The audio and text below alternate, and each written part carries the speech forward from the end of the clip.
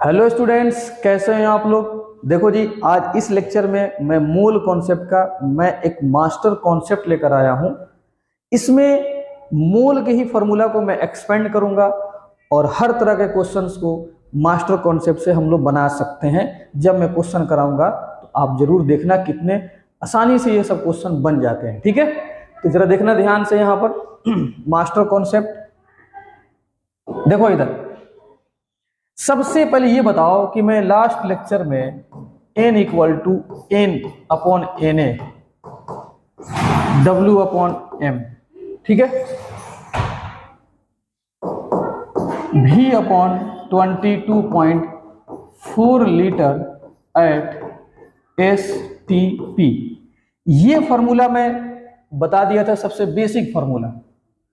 और यही formula mole concept के लिए जान है। जान क्या है जी? उसका जान है यही फार्मूला।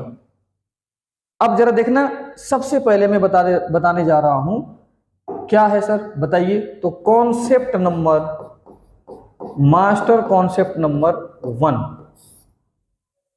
वो क्या है सर? देखिए, मान लेते हैं नंबर ऑफ मोल्स,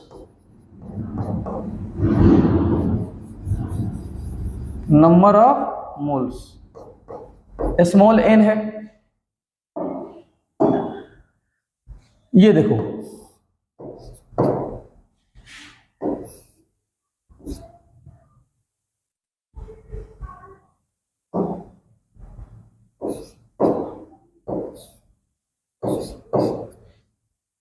अगर सवाल में गिवन मास है, गिवन मास दिया है, जैसे गिवन मास का सिंबल W हम लेकर चल रहे हैं, देखो W गिवन मास, और मोल में जाना है, मोल में जाना है तो m से डिवाइड कर देंगे।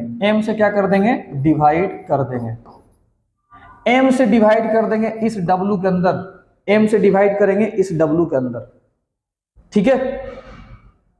और अगर मान लेते हैं गिवन वॉल्यूम दिया है, मतलब V, और मोल निकालना है तो उस V में 22.4 से डिवाइड कर देंगे। कितना से? 22.4 लीटर से डिवाइड कर देंगे। और अगर सवाल में गिवन, काहे जी तुम घसक जा रहे हो जी भैया, क्यों खिसक जा रहे हो? अरे पट पट पट पट जाओ यहां पर, पट। गिवन पार्टिकल्स, गिवन पार्टिकल्स, जैसे गिवन पार्टिकल्स आपका n हो गया, दिया है तो हम एवोगाड्रो नंबर से क्या कर देंगे? डिवाइड कर देंगे। ये जो बात मैं लिखा हूं ये फास्ट कैलकुलेशन के लिए, लेकिन लिख कहां से रहा हूं? यहां से, जो बॉक्स बनाया हूं। मास दिया है तो इस मास में मोलर मास से डिवाइड कर देंगे। गिवन वॉल्यूम दिया है तो 22.4 लीटर से डिवाइड कर देंगे इसमें।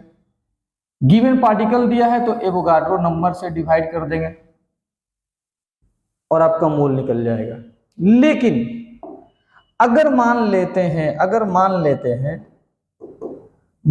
हैं कि मोल से हम लोगों को घर वापसी करना है, मोल से गिवन वॉल्यूम निकालना है, तो जिस चीज से तुम डिवाइड किए हो, अब उस मोल में तुम उसी चीज से क्या कर देना?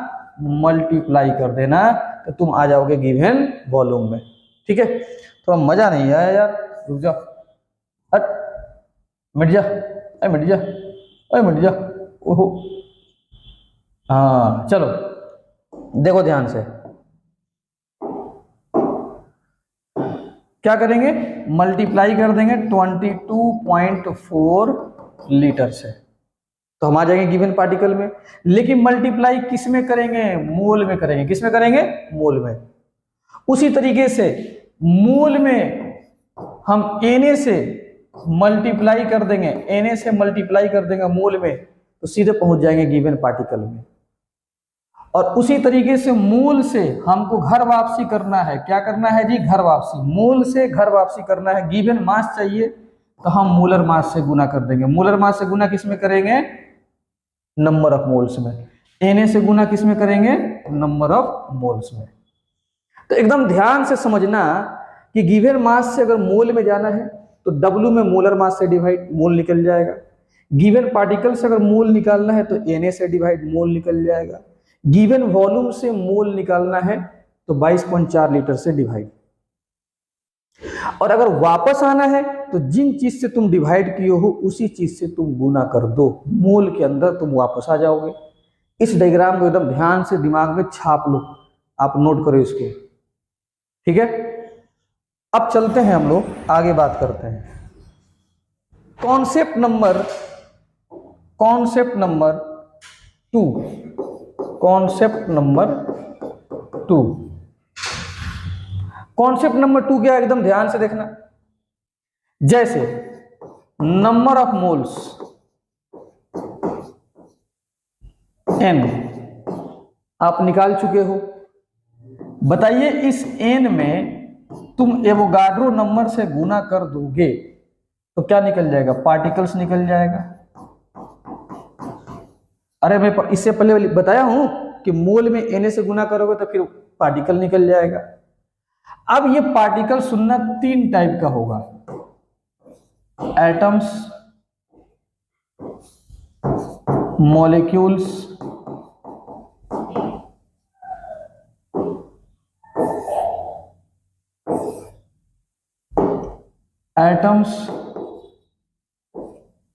अरे भैया किस कलर से,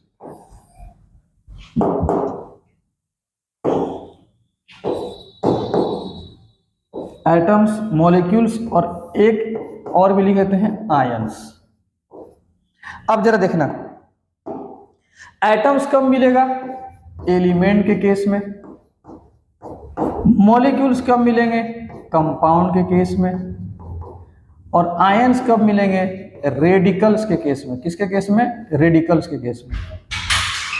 पार्टिकल्स अगर पाना है तो नंबर ऑफ मोल्स में एवोगाड्रो नंबर से गुना कर दीजिए तो पार्टिकल्स मिल जाएगा। और अगर एलिमेंट है तो उन पार्टिकल का नाम हो जाएगा एटम्स, और अगर कंपाउंड है तो पार्टिकल्स का नाम हो जाएगा मॉलिक्यूल्स, और अगर रेडिकल है तो पार्टिकल्स का नाम हो जाएगा आयंस, ठीक है। अब एक बात और सुनो, इस मॉलिक्यूल से अगर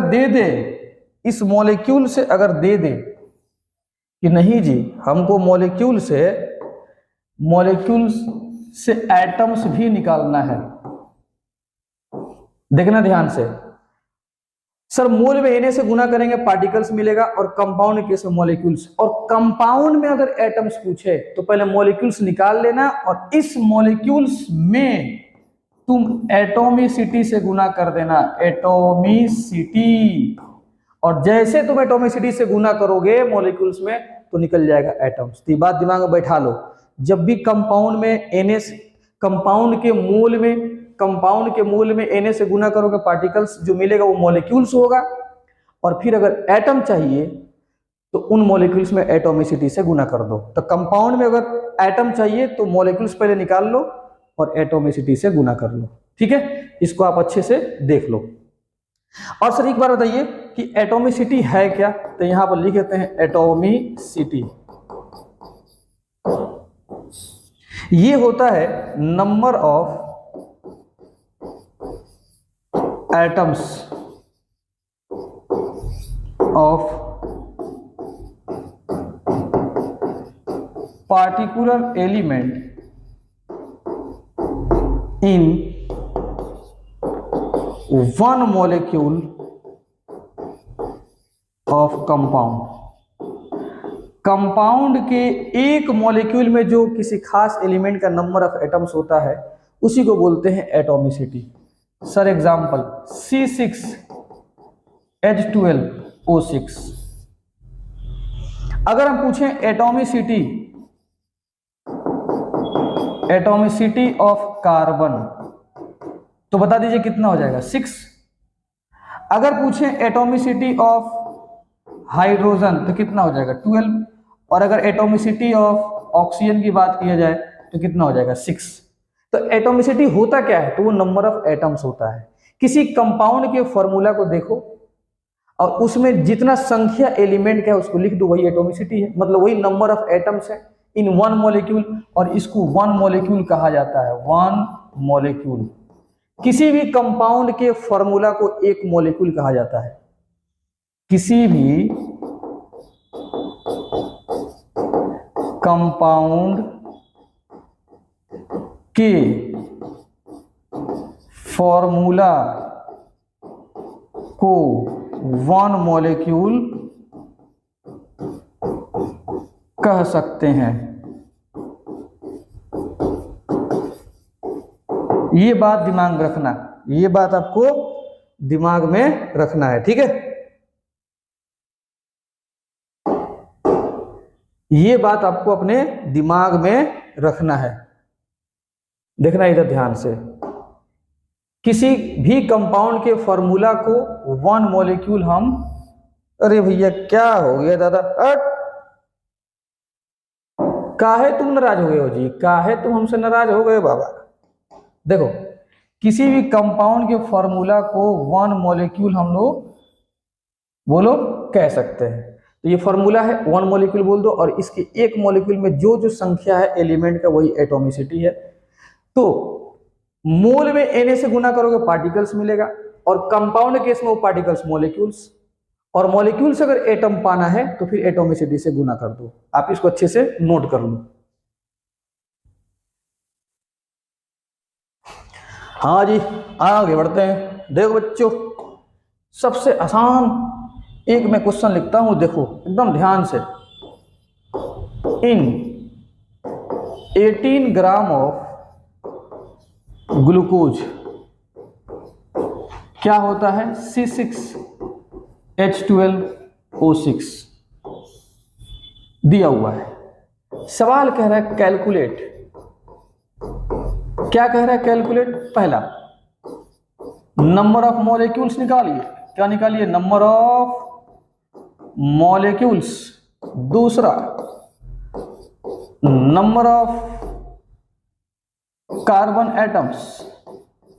कार्बन एटम्स निकालिए। तीसरा, नंबर ऑफ हाइड्रोजन एटम्स। और चौथा, नंबर ऑफ टोटल एटम्स, मतलब सिंपल नंबर ऑफ एटम्स निकालिए। क्या निकालिए? नंबर ऑफ एटम्स निकालिए। ठीक है, ये सवाल जरा करते हैं, मस्त सवाल है, देखो ध्यान से। ये कॉन्सेप्ट तुरंत आपको समझ में आ जाएगा। देखना, तुरंत ये कॉन्सेप्ट आपको समझ में आ जाएगा।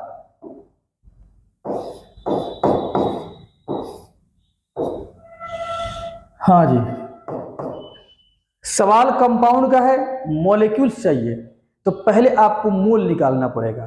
तो मोल निकालो, N बराबर W/m से।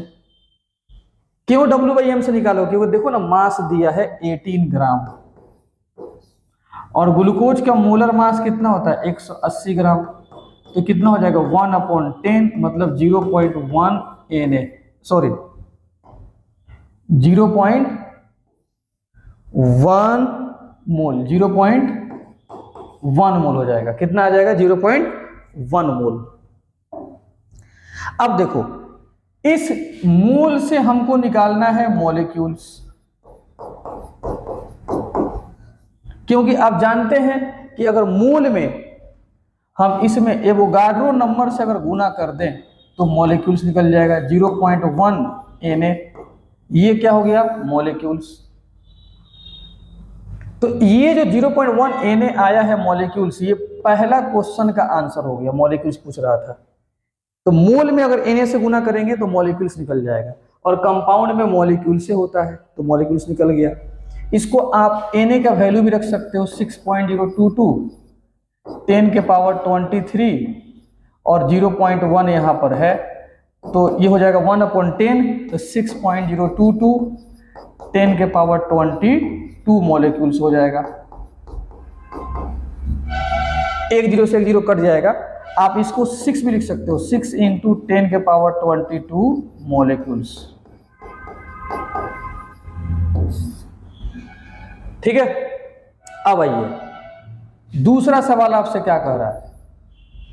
Number of carbon atoms. तो देखो, वो जो मॉलिक्यूल्स निकाले हो 0.1 Na, अब मॉलिक्यूल में तुम एटॉमिसिटी से गुना कर दोगे तो एटम निकल जाएगा। तो बताओ कार्बन एटम्स निकालना, तो कार्बन का एटॉमिसिटी कितना है 6, तो 6 से गुना कर दो तो कितना आ जाएगा 0.6 Na कार्बन एटम्स आ गया, कार्बन एटम्स। तीसरा, नंबर ऑफ हाइड्रोजन एटम्स निकालना है, तो उसी मॉलिक्यूल में हम हाइड्रोजन के एटॉमिसिटी जो 12 है उससे गुना कर देंगे तो कितना आ जाएगा 1.2 Na हाइड्रोजन एटम्स आ जाएगा।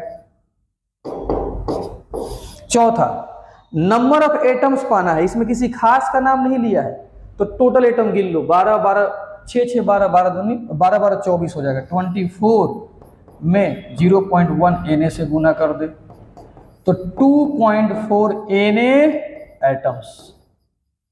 जब सिर्फ एटम पूछेगा, सिर्फ एटम्स, तो टोटल से गुना कर देना है, और जब किसी खास का पूछेगा तो उसी के संख्या से गुना करना है।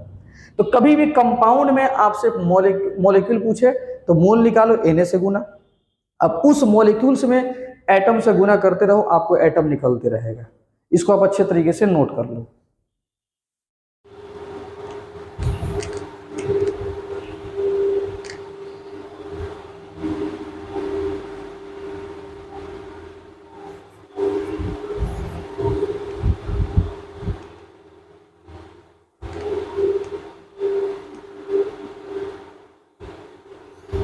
चलिए, हाँ जी, अब हम बात करते हैं मास्टर कॉन्सेप्ट नंबर 3।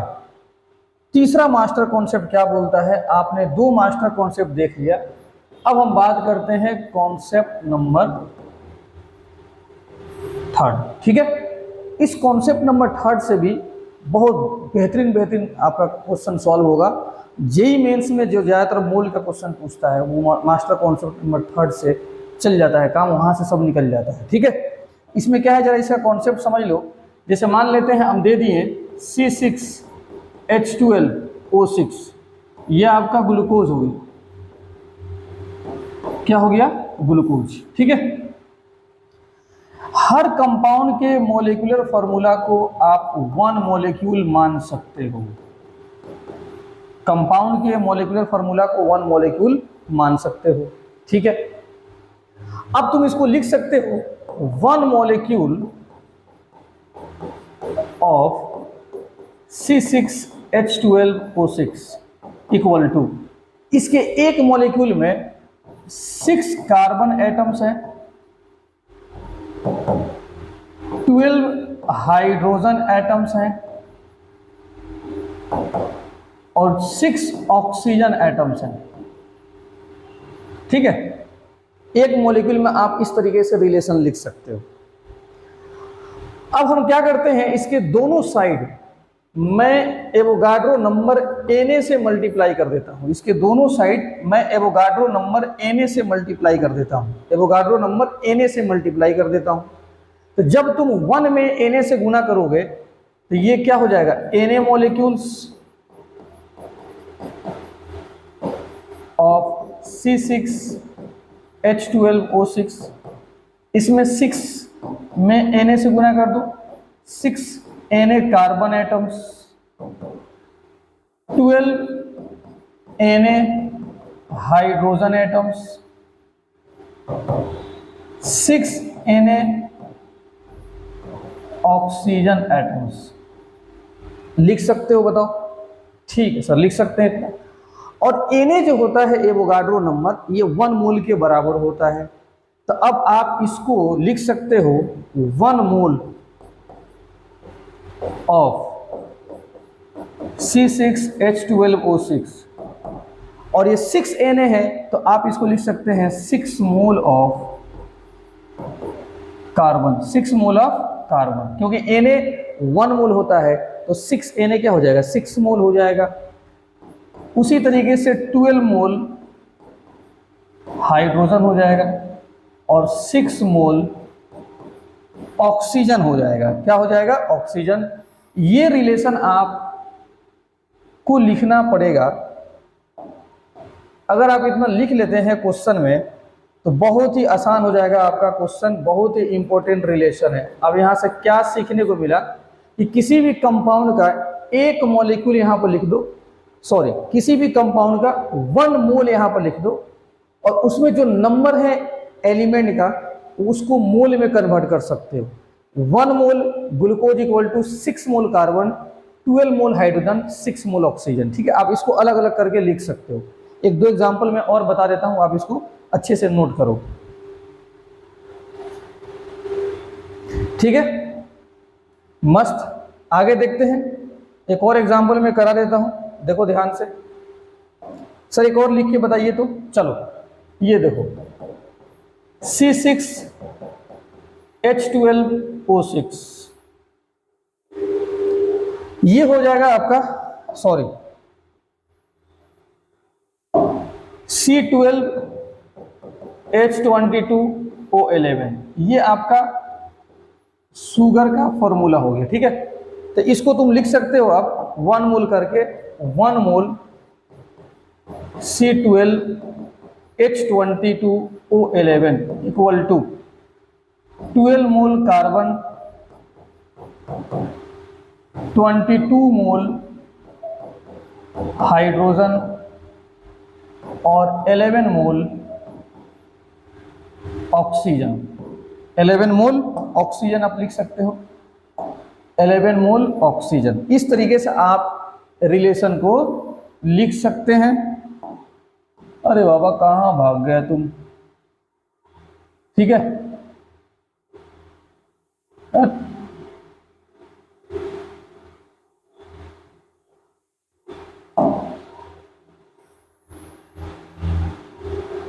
चलो जी, थोड़ा सा मैं इंक्लाइंड लिख दिया हूं। ठीक है, तो आप इस तरीके से लिख सकते हैं। एक और जरा देखो, वेरी वेरी इंपॉर्टेंट एग्जांपल मैं आपको बताना चाहता हूं। देखो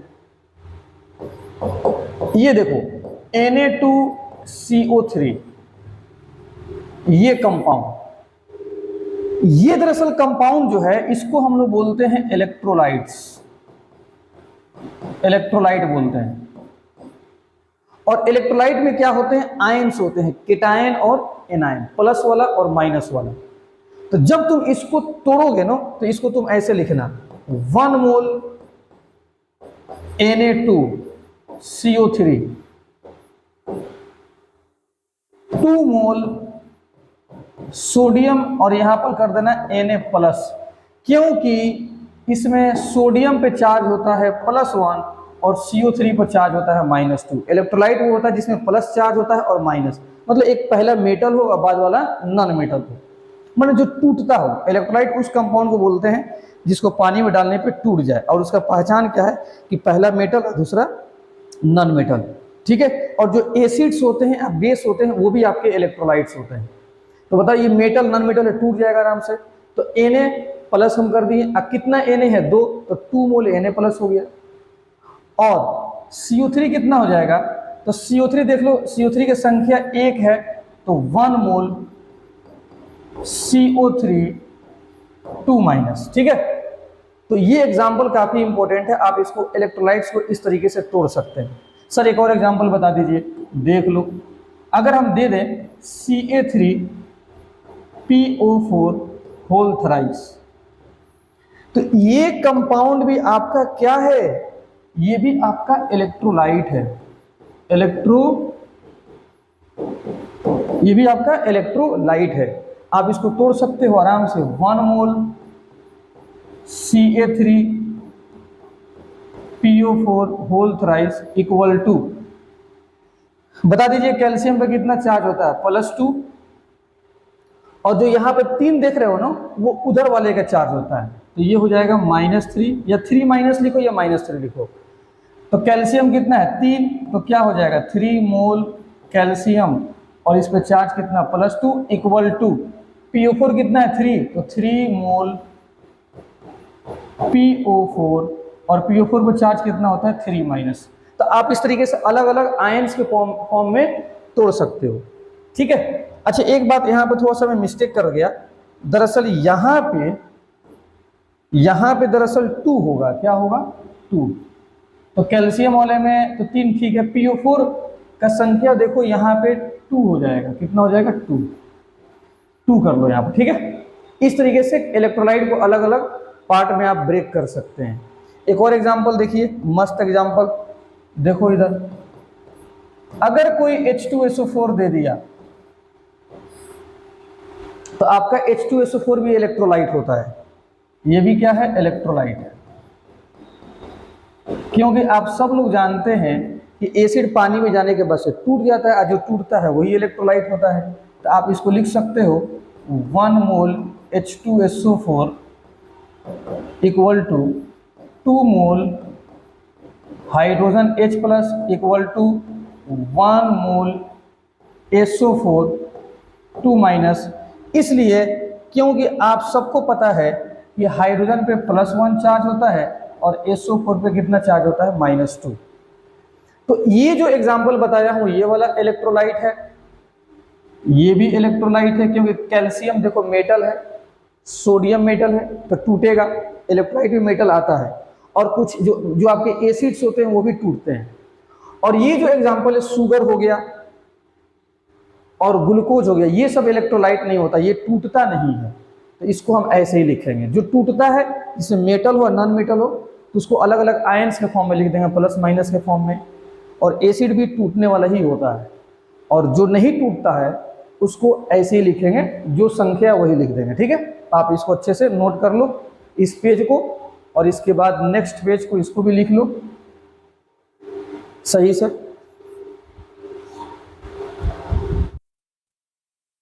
एक बात और जरा समझ लो कि ये जो आपका मास्टर कॉन्सेप्ट है, मास्टर कॉन्सेप्ट थर्ड कब लगाओगे? कब लगाओगे?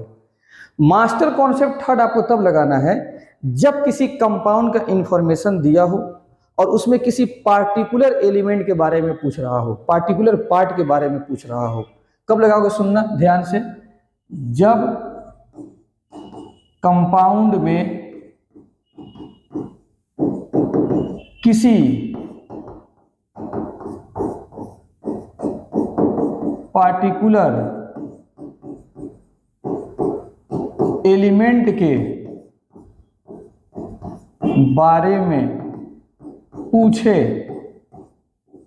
एलिमेंट के बारे में पूछे, तब जाके आपको लगाना है कौन सा? Master concept number third. जब कंपाउंड में किसी पार्टिकुलर एलिमेंट, और एक चीज और लिख लो, पार्टिकुलर एलिमेंट या आयन, जब कंपाउंड में किसी पार्टिकुलर एलिमेंट और पार्टिकुलर आयन के बारे में पूछे, आपको लगा देना है, धीरे से लगा देना है मास्टर कॉन्सेप्ट नंबर थर्ड, ठीक है। देखो, तो जब कंपाउंड में किसी पार्टिकुलर एलिमेंट और आयन के बारे में, और आयन ये क्या हो गया आपका?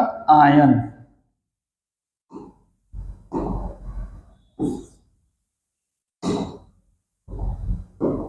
और आयन के बारे में पूछे, कंपाउंड के अंदर किसी पार्टिकुलर एलिमेंट या आयन के बारे में पूछे, तो आपको लगाना है कॉन्सेप्ट नंबर थर्ड, ठीक है। अब इस पे हम लोग क्वेश्चंस जब करेंगे तो बात अच्छे से समझ में आ जाएगा, ठीक है। देखो क्वेश्चन कैसे पूछेगा आपसे, ध्यान से समझना।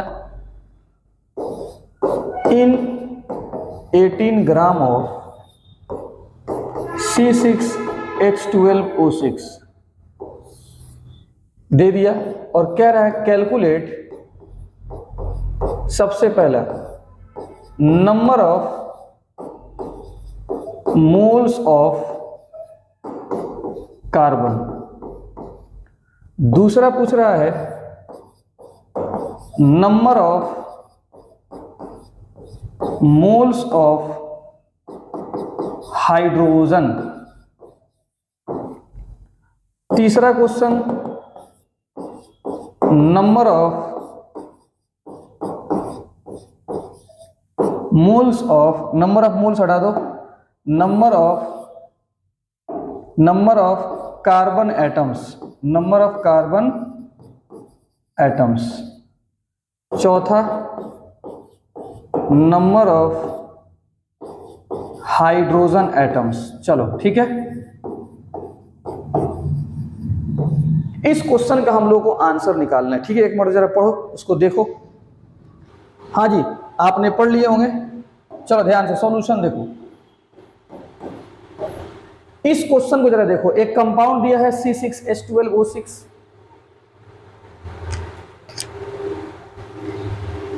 इस कंपाउंड के अंदर पार्टिकुलर एलिमेंट कार्बन के बारे में बात कर रहा है, हाइड्रोजन के बारे में बात कर रहा है। तो जब अलग अलग एलिमेंट के बारे में बात करें तो आप मास्टर कॉन्सेप्ट नंबर 3 लगा दो। कैसे लगाओगे? तो सीधे आप लिखो 1 मोल C6H12O6, बताइए कितना लिख दें? 6 मोल कार्बन, 12 मोल हाइड्रोजन और 6 मोल ऑक्सीजन, इतना लिख दो। चलो इसको हम दिखा देते हैं, बॉक्स के अंदर लिख दिया गया। ठीक है, लिखने के बाद से अभी आंसर नहीं बता सकते हैं, अभी आप आंसर नहीं बता सकते हैं क्योंकि ये 1 मोल पर है। अब सवाल में देखो कितना ग्राम दिया है, 18 ग्राम, तो तुम उस 18 ग्राम को तुरंत मोल में कन्वर्ट कर लो, W/m। कितना दिया है? W 18। और ग्लूकोज का मोलर मास कितना होता है? 180, तो कितना हो जाएगा? 1/10, और ये हो जाएगा 0.1 मोल। ठीक है, तो देखो ये जो 18 ग्राम है ये कन्वर्ट हम कर दिए किसमें? 0.1 मोल में, और हमको इतना ही मोल में आंसर बताना है ये सब। तो क्या करो, इस रिलेशन को तुम 0.1 में कन्वर्ट कर दो, तो 0.1 से गुना कर दो, तो 0.1 मोल C6H12O6, इसमें गुना कर दो 0.6 मोल कार्बन, इसमें 0.1 से गुना करोगे 1.2 मोल हाइड्रोजन, इसमें गुना करोगे 0.6 मोल ऑक्सीजन। अब तुम गुना कर दिए, देखना ध्यान से। अब तुम आराम से आंसर बता सकते हो, बता दो। पहला क्या पूछ रहा है? Number of moles of carbon. तो बताइए कार्बन का कितना मोल्स है? Number of moles of carbon कितना है? 0.6 मोल कार्बन, ये पहला का आंसर हो गया। Number of moles of hydrogen कितना आ गया? 1.2 मोल, ये दूसरा का आंसर आ गया। ठीक है, अब आपसे कह रहा है कि नंबर ऑफ कार्बन एटम्स, हालांकि एटम्स मॉलिक्यूल्स आप कॉन्सेप्ट नंबर 2 से भी निकाल सकते हो। तो एक सवाल के कई सारे मेथड होते हैं, तो क्योंकि देखो नंबर ऑफ कार्बन एटम्स ये भी एक पार्टिकुलर ही एलिमेंट का बात कर रहा है, पार्टिकुलर। जब भी पार्टिकुलर एलिमेंट की बात करें तो आप मास्टर कॉन्सेप्ट नंबर 3 से भी बना सकते हैं। तो नंबर ऑफ कार्बन एटम्स निकालना है तो कार्बन के तो मूल पता चल गया, और इसी मूल में हम एवोगाड्रो नंबर से गुना कर देंगे, तो 0.6 Na कार्बन एटम्स। क्योंकि मैं पढ़ा चुका हूं कि मूल में Na से गुना करने पर पार्टिकल्स मिलता है, और कार्बन एलिमेंट है तो एटम्स मिल जाएगा। तो ये आंसर आपका तीसरा का आंसर निकल गया। चौथा क्या बोल रहा है? Number of hydrogen atoms. तो ये आपके हाइड्रोजन है, इसमें आप Na से गुना कर दो, तो 1.2 Na हाइड्रोजन एटम्स निकल गया। ठीक है, तो एटम्स मॉलिक्यूल्स वगैरह आप यहां से भी निकाल सकते हो, और कॉन्सेप्ट नंबर 2 से भी निकाल सकते हैं। अगर बोलता कि मॉलिक्यूल्स बताओ इसमें कितना मॉलिक्यूल्स है, तो देख लो 0.1 मोल, 0.1 मोल यहां पर Na से गुना कर देंगे तो 0.1 Na मॉलिक्यूल्स हो जाएगा। क्यों सर? क्योंकि ये आपका कंपाउंड है, और कंपाउंड के मूल में Na से गुना करने पे मॉलिक्यूल्स मिलता है। कंपाउंड के मूल में Na से गुना करने पे मॉलिक्यूल्स, देखो यहां से भी मॉलिक्यूल मिल गया और यहां से आपका एटम्स भी मिल गया। ठीक है, अगर कहते हैं कि नहीं सर टोटल एटम्स बताइए, टोटल, तो टोटल एटम्स भी तुम निकाल सकते हो। टोटल एटम्स भी आप निकाल सकते हो। कार्बन में कितना एटम है? 0.6 Na। हाइड्रोजन में कितना एटम है? 1.2 Na एटम्स। और उसी तरीके से यहां से ऑक्सीजन का भी निकाल लो, 0.6 Na एटम्स। सबको जोड़ दोगे तो 0.6 प्लस 1.2 0.6, आप ऐसा करो कॉमन निकाल लो Na को, इतना एटम्स आ गया। ठीक है, तो कभी भी टोटल एटम पूछे तो अलग अलग एटम निकाल कर जोड़ दीजिए, आंसर आ गया। तो देखना इस रिलेशन से अलग अलग एटम भी आ गया, अलग अलग मोल भी आ गया, मॉलिक्यूल्स भी आ गया, टोटल एटम्स भी आ गया। तो जो कॉन्सेप्ट आप सेकंड पढ़े थे, सेकंड कॉन्सेप्ट से जो जो चीज निकाले थे कंपाउंड के लिए, सिर्फ किसके लिए, कंपाउंड के लिए, वो यहां से भी निकल सकता है। इसको आप अच्छे से नोट कर लो। ठीक है जी, आगे बढ़ते हैं। Calculate the mass of oxygen atoms, ध्यान समझना, calculate the mass of oxygen in 16 gram SO3। बताओ कंपाउंड दिया है और एक खास एलिमेंट ऑक्सीजन की बात कर रहा है। तो कंपाउंड दिया हो और एक खास एलिमेंट या आयन की बात करें, तो यहाँ पर ऑक्सीजन एलिमेंट है, तो मास्टर कॉन्सेप्ट थर्ड लगा दो। सीधे उसको देख के लिखो, कंपाउंड को देख के लिखो 1 मोल SO3। यही नहीं मेरा आपका कंपाउंड, तो यही है, यही कंपाउंड है। तो इस कंपाउंड को देखकर ये कंपाउंड हो गया। तो कंपाउंड को देख के लिखो 1 mole SO3 equal to 1 mole sulphur equal to 3 mole oxygen. इतना लिख दो। इतना लिखने के बाद calculate the mass of oxygen पूछ रहा है, मतलब आपसे डेटा यहां का पूछ रहा है ऑक्सीजन का, लेकिन मोल नहीं पूछ रहा है, मास। तो पहले तुम क्या करोगे, देखो कितना ग्राम SO3 दिया, 16 ग्राम, तो उसका पहले मोल निकाल दो। N बराबर W/M, 16 और M कितना हो जाएगा, सल्फर का 32 और ऑक्सीजन का 16 3 48, तो कितना हो जाएगा 10 0 1 8। ठीक है, 80 आ गया। कितना आ गया इसका, 80। तो ये कितना हो जाएगा बताइए, ये कट जाएगा 16 5 80, 1/5 मोल। कितना आ गया, 1/5 मोल। तो 1 मोल SO3 का रिलेशन लिख दिया गया, और ये 16 ग्राम कितना मोल है, 1/5 मोल है। तो अब इसी रिलेशन को तुम कन्वर्ट कर दो 1/5 मोल में, तो 1/5 से गुना करो। 1/5 मोल SO3 इक्वल टू, इसमें गुना कर दो 1/5 mole S equal to 3/5 mole oxygen. अब आपसे पूछ क्या रहा है, मास पूछ रहा है, किसका, ऑक्सीजन का। यहीं से निकल जाएगा मास, और मैं आपको पढ़ा चुका हूं मोल से वापस मास निकालना है तो हम क्या करेंगे, इसी मोल में हम मोलर मास से गुना कर देंगे। और ऑक्सीजन का मोलर मास कितना होता है, 16। कितना, 16। तो 16 3 48 और ये कितना हो जाएगा 5। इतना ग्राम आपका आंसर आ जाएगा। 16 3 48 अपॉन ये 5, पॉइंट में आप बदल सकते हैं, इतना ग्राम आंसर आ जाएगा। तो जब भी क्वेश्चन कंपाउंड का हो, उसमें किसी खास एलिमेंट की बात करें, तो कंपाउंड पे टक से देख के 1 मोल का रिलेशन लिखो, फिर उसके ग्राम को मोल में बदल के उतना मोल से गुना करके रिलेशन उसमें लेकर आ जाओ। अब बाकी आंसर बता दिया करो देख कर जो पूछ रहा है, नोट करो इसको। हाँ जी, अगला सवाल देखो क्या बोल रहा है। अगला सवाल कह रहा है what mass of H2SO4 contains 18 gram oxygen. अब देखो, हालांकि ये कंपाउंड है आपका इलेक्ट्रोलाइट, ये है इलेक्ट्रोलाइट, तो इसको आयंस में तोड़ेंगे अलग अलग, लेकिन नहीं, इसमें देखो सिर्फ ऑक्सीजन की बात किया है, और ऑक्सीजन एलिमेंट है, आयन नहीं है, तो इसलिए एलिमेंट के फॉर्म में तोड़ दो, कोई दिक्कत नहीं है। तो what mass of H2SO4 contains 18 gram oxygen. बताओ, कंपाउंड का सवाल है, एलिमेंट की बात कर रहा है, तो मास्टर कॉन्सेप्ट नंबर 3 लगा दो। कैसे लगाओगे देख लो, पहले लिख दो 1 मोल H2SO4,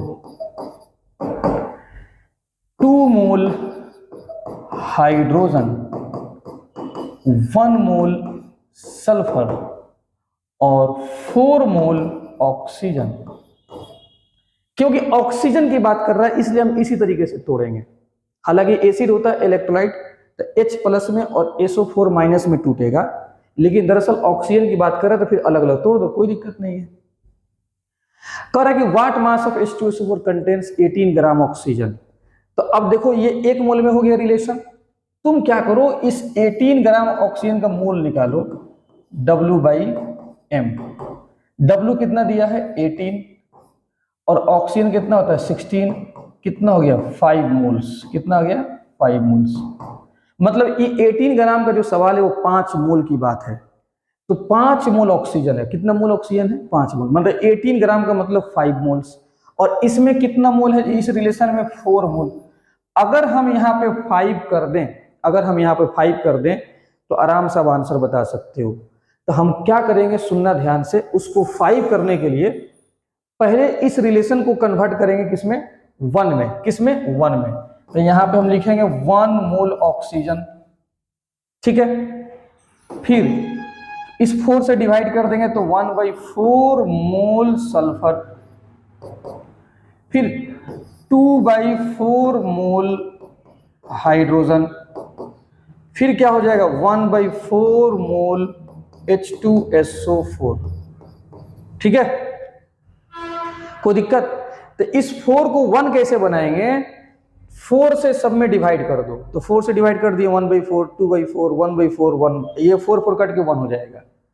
अब बताओ सवाल में ऑक्सीजन कितना? 5।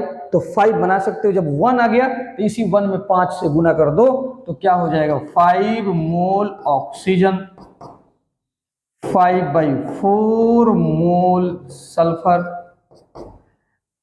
5 से गुना करो, 5 दूनी 10, 10/4 मोल हाइड्रोजन, इसमें 5 से गुना करो, 5/4 मोल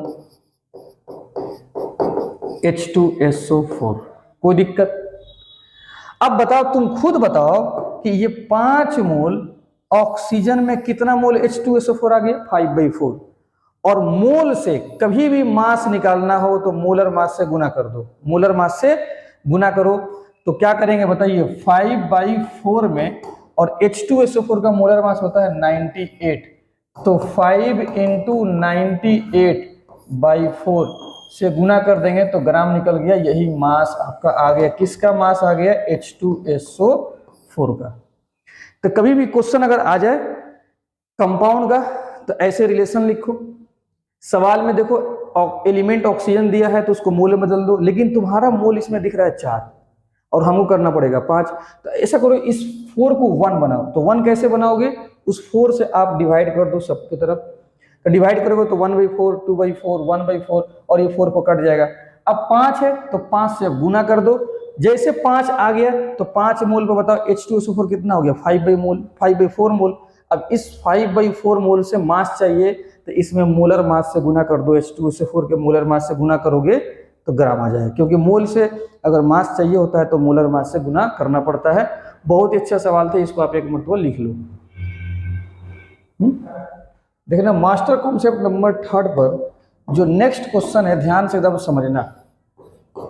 ये क्या है? देखो, what mass of SO2 will contains in 1.2 Na oxygen atoms. बताओ, कंपाउंड दिया है, एक एलिमेंट है। तो जब कंपाउंड हो, एलिमेंट एक खास हो, तो मास्टर कॉन्सेप्ट नंबर 3 लगा दो। तो क्या करो, SO2 कंपाउंड है। SO2 क्या है आपका? ये कंपाउंड है। इस कंपाउंड को देखकर लिखो 1 मोल SO2, 1 मोल सल्फर, 1 मोल ऑक्सीजन। सॉरी, 1 मोल नहीं, क्योंकि यहां पे देखो ना 2 ऑक्सीजन है। कितना मोल ऑक्सीजन है? 2 मोल ऑक्सीजन है। लिख दिए। अब जरा देखो इसे, जो सवाल में दिया है तुम इसको मोल्स में कन्वर्ट करो। जब भी सवाल में जो मास दिया हो या पार्टिकल्स दिया हो तुम उसको मोल में कन्वर्ट कर दो और उस मोल के हेल्प से इस रिलेशन को बदल दो।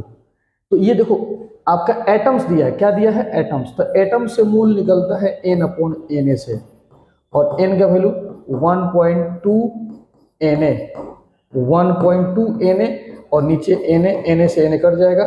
तो बताइए 1.2 मोल्स आ गया। कितना मोल्स? 1.2। तो आपका 1.2 मोल्स हो गया, ठीक है। क्या पूछ रहा है? What mass of SO2 in 1.2 Na oxygen atoms. मतलब मिला जुला के तुम बोल सकते हो कि 1.2 मोल्स में, 1.2 मोल्स में कितना मास होगा। तो 1.2 मोल्स में कन्वर्ट कर देते हैं ऑक्सीजन को। कन्वर्ट कर दे 1.2 मोल्स में, तो ठीक है। ऑक्सीजन का मोल कितना निकल गया? 1.2। और यहाँ पे देखो ऑक्सीजन कितना है? 2 मोल। तो हमको उस ऑक्सीजन को 1.2 में कन्वर्ट करना होगा। तो पहले तुम क्या करो, उसको 1 में बदलो। तो 1 में बदलने के लिए इसको हटा दो, मतलब 2 से डिवाइड करो दोनों साइड। तो 1/2 mole SO2 equal to 1/2 mole sulphur, और ये कट जाएगा 2 से, तो 1 मोल ऑक्सीजन। अब इस 1 को बदलना है 1.2, तो 1.2 से आप सब में गुना कर दो। तो 1.2 में गुना करेंगे 1.2 से, तो 1.2 मोल ऑक्सीजन 1.2/2 मोल सल्फर, ठीक है, 1.2/2 मोल SO2, ठीक है। अब पूछ क्या रहा है, अब सुनो पूछ क्या रहा है, कह रहा है कि SO2 का कितना मास।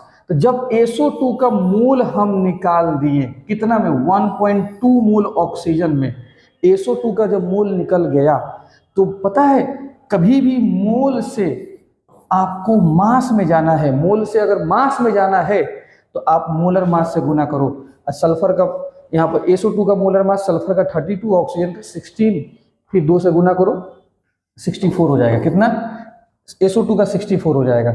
आराम से इसको गुना करो, ग्राम में आंसर आ जाएगा, ग्राम में आंसर आ जाएगा। तो देखो कितने आसानी से क्या कर दिए कि इसको पहले मोल में बदल दिए, 1 मोल का रिलेशन लिख दिया गया, 1.2 मोल ऑक्सीजन, यहाँ पर 2 मोल ऑक्सीजन, इसको 1 बना देंगे 2 से डिवाइड करके, और इसी 1 में 1.2 से मल्टीप्लाई कर देंगे, तो 1.2 में 1.2/2 मोल SO2 हो गया। अब इस मोल को मास में बदलने के लिए मोलर मास से गुना कर दो। कितना आसान है, नोट कर लो इसको। अगला क्वेश्चन देखो बाबा, बहुत ही आसान सवाल है। देखो, what mass of H3PO4 will contain 0.25 mole of oxygen atoms. ये बताओ कि आपके सवाल में एक खास एलिमेंट का नाम लिया कि नहीं मिली, एक खास एलिमेंट का नाम लिया ऑक्सीजन का, बिल्कुल सर खास एलिमेंट का नाम लिया है। और एक कंपाउंड दिया है कि नहीं दिया है, बिल्कुल दिया है सर। तो कौन सा कॉन्सेप्ट लगाओगे, मास्टर कॉन्सेप्ट। तो लिख दो 1 mole H3PO4 equal to 3 mole hydrogen, 1 mole phosphorus, 1 mole phosphorus, 4 mole oxygen. अब देखो सवाल में क्या दिया है, तो 0.25 मोल दे दिया है, 0.25 मोल दे दिया है। क्या दे दिया, ऑक्सीजन एटम्स। अगर ग्राम देता तो मोल में बदल देते, लेकिन डायरेक्ट मोल दे दिया है। खुशखबरी ये है, तो हम क्या करेंगे 0.2 मोल को, 0.25 मोल जो है किसका, ऑक्सीजन का है, हम इस ऑक्सीजन के पास इसको कितना बनाने की कोशिश करेंगे, 0.25 मोल। तो कैसे बनेगा सर, तो इस 4 को हटाओ 1 बनाओ, तो इस 4 से पहले डिवाइड करते हैं, तो 1/4 मोल H3PO4, 3/4 मोल हाइड्रोजन, इसमें गुना करो 1/4 फॉस्फोरस, इसमें 4 से डिवाइड दो, तो 4 में 4 से डिवाइड देंगे तो 1 हो जाएगा, 1 मोल ऑक्सीजन। अब इसी 1 मोल ऑक्सीजन को बना देना है 0.25, तो 0.25 से मल्टीप्लाई कर दो, तो 0.25 मोल ऑक्सीजन, 0.25 4 हो जाएगा मोल फॉस्फोरस, इसमें गुना करो 0.25 इंटू 3/4 मोल हाइड्रोजन, और इसमें हो जाएगा 1/4 0.25 मोल H3PO4। ठीक है, पूछ क्या रहा है, मास पूछ रहा है H3PO4 का। जब H3PO4 का बाबू, जब H3PO4 का मोल निकल गया तो मास तो निकल ही जाएगा। कैसे निकलेगा सर मास, तो मोल में आप मोलर मास से गुना कर दीजिए। कभी भी मोल में मोलर मास से गुना करोगे मास में पहुंच जाओगे। और इसका मोलर मास कितना हो जाएगा, 16 चौका 64, और सल्फर का 31 और हाइड्रोजन का 3, तो कितना हो जाएगा 5 3 8 6 3 9 98, कितना हो जाएगा 98। और ये हो जाएगा 25 4 चौका 25/100 1/4 1/16 इंटू 98 और आंसर किस में आएगा ग्राम में। जरा आप इसको डिवाइड कर लेना, आंसर मिल जाएगा। ठीक है, तो देखो कितना आसान आसान क्वेश्चन है। जितना मैं क्वेश्चन बताया हूं सबका कॉन्सेप्ट वही है। ठीक है, अब आगे बात करते हैं, इसको आप नोट कर लो। अब देखो ध्यान से, ये देखो, calculate the number of each ions in 10.6 gram N2O3 N2O3 10.6 gram N2O3 दिया हुआ है, कंपाउंड है और इच आयंस निकालना है। क्या निकालने हैं? इच आयंस निकालने हैं आपको, इच आयंस आपको निकालना है। ठीक है, तो कंपाउंड में अगर आयंस की बात करें या कंपाउंड में एलिमेंट्स की बात करें तो मास्टर कॉन्सेप्ट थर्ड लगेगा, तो इसमें भी मास्टर कॉन्सेप्ट थर्ड लग जाएगा। तो पहले 1 मोल का तो रिलेशन तो लिखो, 1 मोल N2CO3, क्या लिखोगे? 2 मोल, और यहां पे आयन वर्ड लिख दिया है, आयन वर्ड लिख दिया तो 2 मोल Na प्लस करना, सोडियम पर प्लस चार्ज होता है, 2 मोल सोडियम प्लस, और ये CO3 इकट्ठे होता है तो CO3 हो गया, इकट्ठे होता है CO3। ठीक है, तो बताओ CO3 एक ही है ना, तो 1 मोल CO3 और CO3 पे कितना चार्ज होता है? 2-। तो जब भी आयन वर्ड डाल देगा तो आपको प्लस माइनस में ब्रेक करना होगा। ठीक है सर, रिलेशन तो लिख दिए, अब क्या करना है? करना ये है, ध्यान से देखो, आपसे कह रहा है कि मोल बताना है, कैलकुलेट द नंबर ऑफ, अच्छा नंबर ऑफ ईच आयन बताना है, घबराने के बाद में ईच आयन बताना है 10.6 ग्राम ऑफ N2CO3। तो आप ऐसा करो, ये जो 10.6 ग्राम जो N2CO3 है ना, इसको तुम मोल में बदलो। मास्टर कॉन्सेप्ट थर्ड में पहले मोल में बदलना ही पड़ेगा। ठीक है, तो 10.6 ग्राम और इसका मोलर मास 106 होगा, 0.1 मोल आएगा, देखना 0.1 मोल। अब इस रिलेशन को 0.1 मोल में कन्वर्ट कर दो, तो 0.1 मोल N2CO3 इक्वल टू 0.1 से गुना करोगे तो 0.2 mole Na plus equal to 0.1 mole CO3 2-। तो Na प्लस का मोल कितना आ गया? 0.2 और CO3 का मोल कितना आ गया? 0.1। लेकिन मोल नहीं पूछ रहा आपसे कह रहा है कि आयंस बताइए। तो बताओ, आयंस पार्टिकल है ना, तो मोल से अगर पार्टिकल्स निकालना है तो अब इसी में हम मल्टीप्लाई कर देंगे एवोगाड्रो नंबर से, इसी में मल्टीप्लाई कर देंगे एवोगाड्रो नंबर से। तो 0.2 Na सोडियम आयंस आ जाएगा आंसर, 0.1 Na CO3 2- आयंस आ जाएगा आंसर, हो गया। ठीक है, तो जब भी एक कंपाउंड दे उसमें खास आयन की बात करें, मास्टर कॉन्सेप्ट थर्ड लगाओ। इसको आप अच्छे से नोट कर लो। अगला सवाल देखो, मस्त क्वेश्चन, आज क्वेश्चन का लाइन लगा दिए हैं। Calculate the number of SO4 2- ions in 4.9 gram of H2SO4। बताओ ये कंपाउंड दिया है कि नहीं दिया है? बिल्कुल दिया है सर। कंपाउंड में खास आयन की बात किया है, मास्टर कॉन्सेप्ट नंबर थर्ड। तो पहले उसको लिखो, 1 मोल का रिलेशन, 1 मोल H2SO4। अब यहाँ पर आयंस की बात की है तो फिर आयंस में ही तोड़ना पड़ेगा।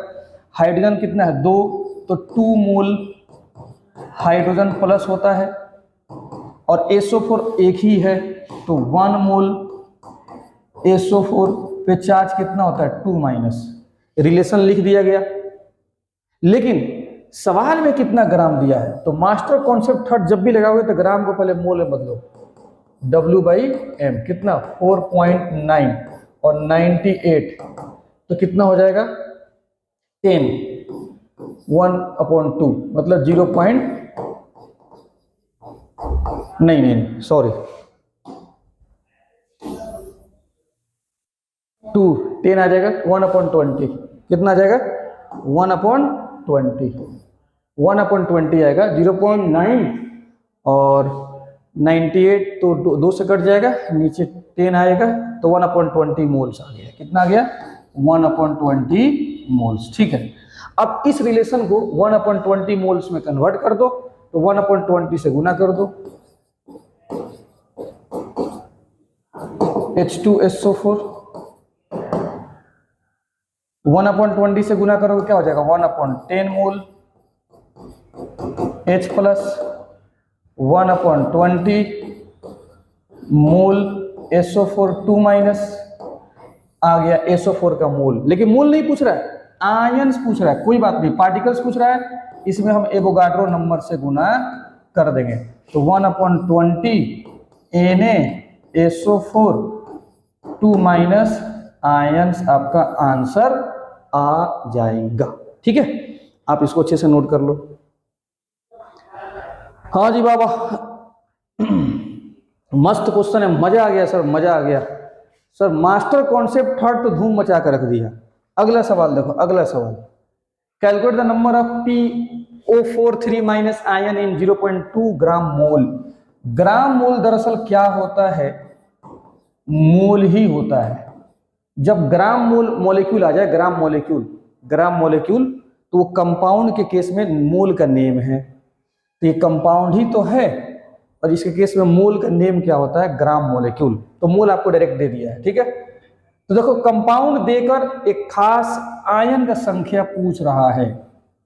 जब एक कंपाउंड एलिमेंट की बात करें, master concept number third.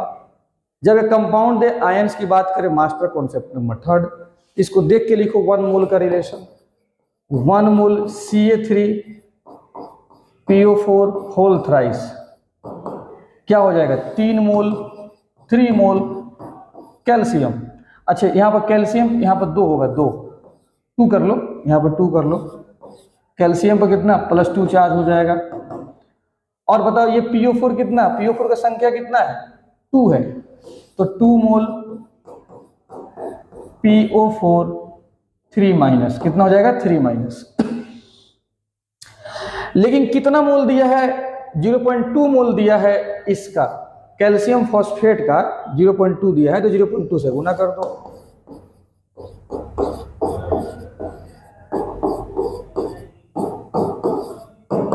Zero 0.2 से गुना करो, 0.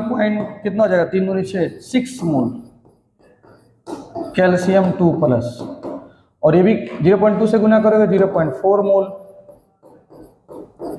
PO4 3 minus. लेकिन मोल आपसे नहीं पूछ रहा है, आयंस पूछ रहा है PO4 3 माइनस का। कोई बात नहीं सर, इसी में हम Na से गुना कर देंगे, तो 0.4 NaPO4 3 माइनस आयंस, आ गया आंसर।